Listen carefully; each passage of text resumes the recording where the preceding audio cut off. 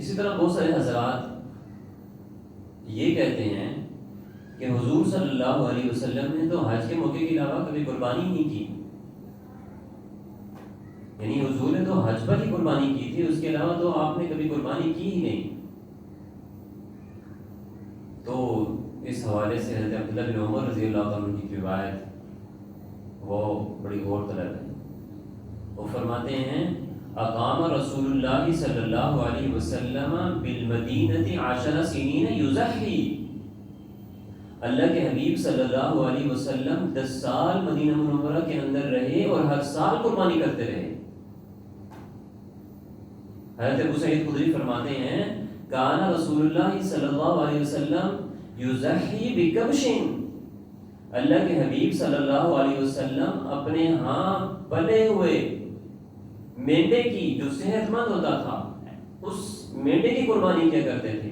اور ایسا مینڈا ہے کہ جس کی آنکھیں زرد رنگ کی اور اس کے کھر کالے رنگ کے ہوا کرتے تھے۔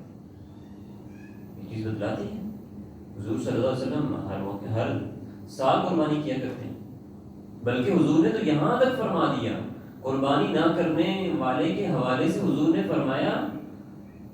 من وجد ساعتا، یہ حضرت ابو ہریرہ کی روایت ہے، من وجد ساعتا فلم یضحی فلا یقربن مصلانا، جو آدمی استطاعت ہونے کے باوجود، وسع ہونے کے باوجود قربانی نہیں کرتا، انہوں نے فرمایا وہ ہماری عیدگاہ کے بھی قریب ہے۔ کتنی سخت وعید ہے، ہماری عیدگاہ کے بھی قریب نہ ہے، ہمیں اپنا دیدار نہ کروائے، ہمیں اپنا چہرہ نہ دکھائے۔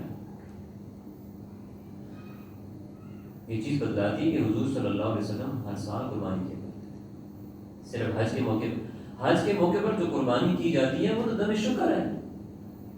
اور دم شکر یہ حج تمتع اور حج قران کرنے والے کے اوپر لازم ہے، خواہ وہ صاحب استطاعت ہو یا نہ ہو، اس کے بعد پیسے ہوں یا نہ ہوں، وہ لازم ہے۔ لیکن جو عید کی جو قربانی ہے، عید الاضحیٰ کی جو قربانی ہے، وہ ہر صاحب استطاعت شخص کے اوپر لازم ہے۔ اگر کوئی صاحب استطاعت نہیں ہے اس کے اوپر نہیں ہے۔ لیکن جو حج پر گیا ہے، جب وہ حج پر گیا ہے تو وہ اس کے پاس زیادہ راہ موجود ہے، تو لہٰذا جب اس نے حج کرنا ہے، حج تمتع یا حج قران، تو حج قران اور حج تمتع کرنے والے کے اوپر یہ ضروری ہے کہ وہ اپنا دم شکر ادا کرے۔